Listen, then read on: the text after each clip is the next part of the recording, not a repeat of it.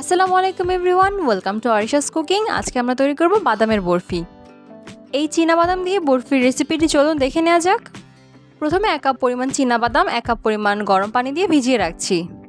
একদম হালকা গরম পানি দিয়ে ভিজিয়ে রাখলেই হবে। 20 মিনিট ভিজিয়ে রাখার পরে এটিকে ভালো করে কচলে খোসা ছাড়িয়ে নিচ্ছি। দেখতে পাচ্ছেন খোসা ছাড়িয়ে চলে আসলাম। এবার বাদামগুলোকে বেটে নিয়েছি। একদম মিহি করে বাদাম বাটার প্রয়োজন নেই, হালকা দানা থাকলে কোনো সমস্যা হবে না। এবার হালুয়া তৈরি করার আগে একটি প্লেটে ঘি মাখিয়ে নিচ্ছি। আপনারা যে পাত্রে হালুয়াটি সেট করবেন সে পাত্রে ঘি মাখিয়ে নেবেন।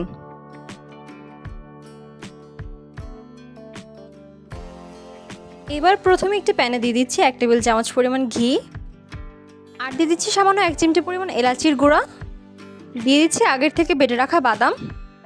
এবার এই বাদামের মিশ্রণটি ঘি দিয়ে ভাজা ভাজা করে নিব, যতক্ষণ না পর্যন্ত এই বাদামের মিশ্রণটি থেকে হালকা হালকা তেল ছাড়তে শুরু করবে।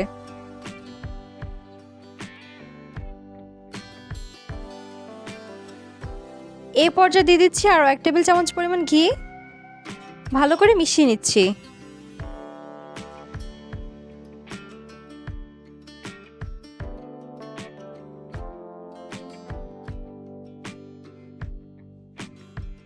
দিয়ে দিচ্ছি 2 টেবিল চামচ পরিমাণ গুঁড়ো দুধ।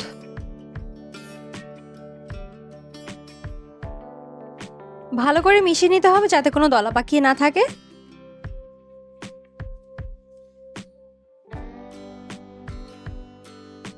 এই পর্যায়ে দিয়ে দিচ্ছি স্বাদের জন্য 1 চিমটি পরিমাণ লবণ। যে কোনো মিষ্টি খাবারে স্বাদের জন্য এতটুকু লবণ দিলেই স্বাদ ব্যালেন্স হয়ে যায়।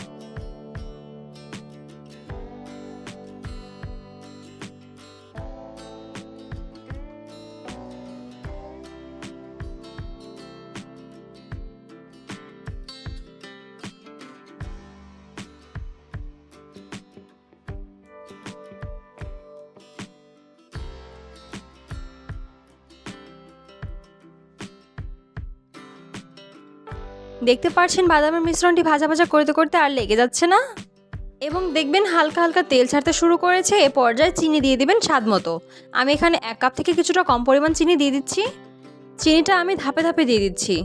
প্রথমে 1/2 কাপ পরিমাণ চিনি দিয়ে এটিকে ভালো করে মিশিয়ে তারপরে বাকি চিনিটুকু দিয়ে দিব।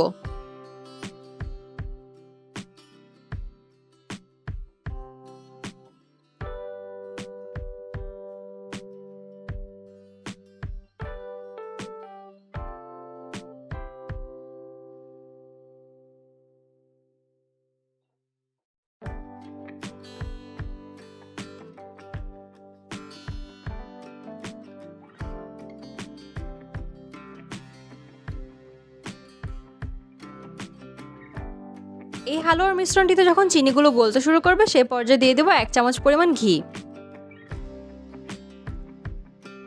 এবং এই হালুয়ার মিশ্রণটিকে অনবরত নাড়তে থাকতে হবে, না হলে তলায় লেগে যেতে পারে।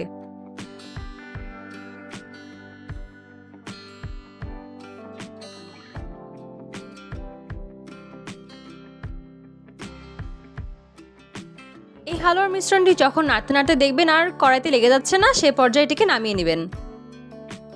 আগের থেকে ঘি মাখিয়ে রাখা প্লেটে এটিকে সার্ভ করে নিচ্ছি।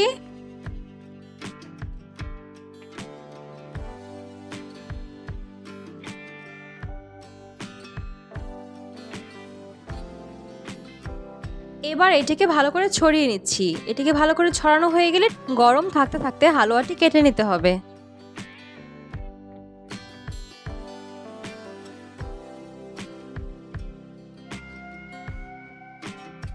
এবার এটিকে কেটে ফ্রিজে রেখে দিব আধা ঘন্টার জন্য।